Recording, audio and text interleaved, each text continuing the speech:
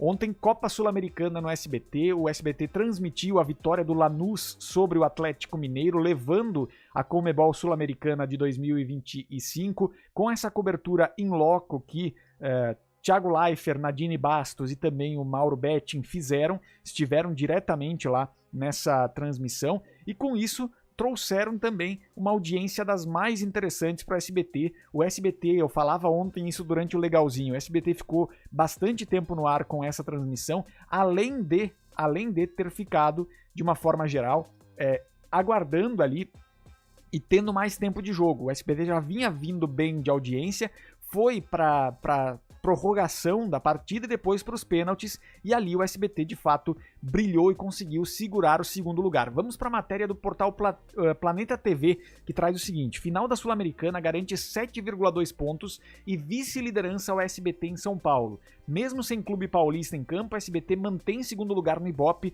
com Lanús e Atlético Mineiro na final continental. Para quem não acompanha muito, a Sul-Americana é como se fosse a Taça Libertadores da América Série B.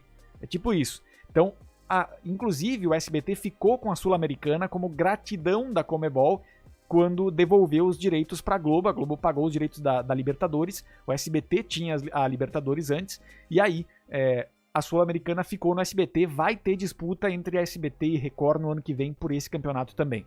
Vamos lá então, a final da Sul-Americana desse sábado consolidou o futebol como um dos principais trunfos do SBT em 2025. Mesmo em uma série de difíceis audiências, de audiências muito baixas, o SBT conseguiu bons números, mesmo sem a participação de um clube paulista na decisão, assegurando a vice-liderança de audiência na Grande São Paulo ao registrar médias de 7,2 pontos, segundo dados prévios da Cantar Ibope, obtidos com fontes do mercado. Na mesma faixa, a Record ficou em terceiro lugar, com 3,8 em um dos horários mais disputados do fim de semana para o mercado publicitário. Então, o SBT conseguiu se manter e ficou com 7,2 de média. É muita coisa. 7,2 de média é muita coisa, mas isso é dado prévio. A gente vai ter que confirmar esse dado amanhã ainda. Então vamos lá, seguindo aqui a matéria do Planeta TV, dizendo o seguinte: a partida entre Lanús e Atlético Mineiro foi exibida pelo SBT das 17 às 19h49. Foram quase 3 horas de jogo ali adiante. Fora que o SBT começou o pré-jogo em 16 horas, então já foi esquentando um pouco essa audiência. Faixa em que a emissora manteve a segunda colocação na capital paulista. O melhor momento da transmissão aconteceu às 19h47, ou seja, já perto dos pênaltis, já na disputa dos pênaltis, né? Quando o jogo alcançou pico de 8,8, aproximando o canal de sua concorrente direta na briga pela audiência do horário. Os números ainda são preliminares e podem sofrer ajustes, né, nos dados consolidados que serão entregues na segunda-feira. Dentro de campo, o Atlético terminou a noite com o vice-campeonato. Depois de um empate sem gol nos 90 minutos, o Lanús venceu o Galo por 5-4 nos pênaltis, no estádio Defensores del Chaco, lá no Paraguai. Apesar da relevância esportiva da final, o confronto decisivo não foi o jogo mais visto da temporada da Sul-Americana na TV aberta brasileira.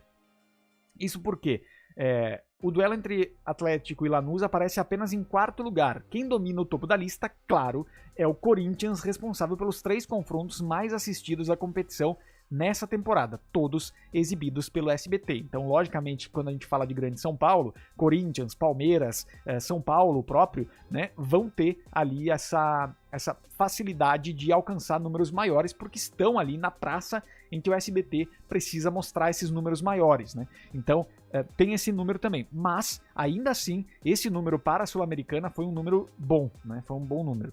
A liderança do ranking pertence ao América de Cali versus Corinthians, realizado em 6 de maio, que alcançou 11,3 de média. O segundo lugar foi contra o Corinthians contra o América de Cali, jogo de volta, em 11 pontos, né? Fechando o pódio aparece Corinthians e Huracan em 28 de maio com 10,2, partida que marcou a eliminação precoce do clube paulista da Sul-Americana. Só então surge a final entre Atlético e Lanús com 7,2, seguida por Fluminense e Lanús em 23 de setembro, que marcou 5,2, tá certo?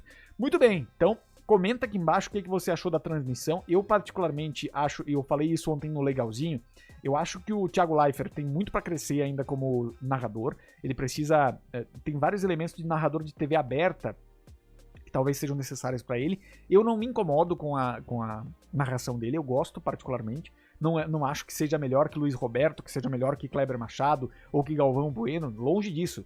Mas acho que tem uma qualidade técnica, pelo menos.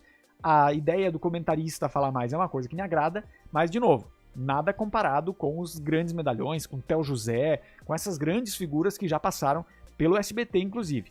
Agora, no embalar o produto esportivo, o Thiago foi muito bem, assim, acho que ele fez muito bem pro SBT, porque soube fazer o pré-jogo, soube fazer o pós-jogo, soube conduzir emoções também junto com o telespectador. Então eu acho que isso é importante para o SBT, que vai transmitir a Copa do Mundo no ano que vem. Vamos ver o que vem pela frente, porque além do que vem pela frente,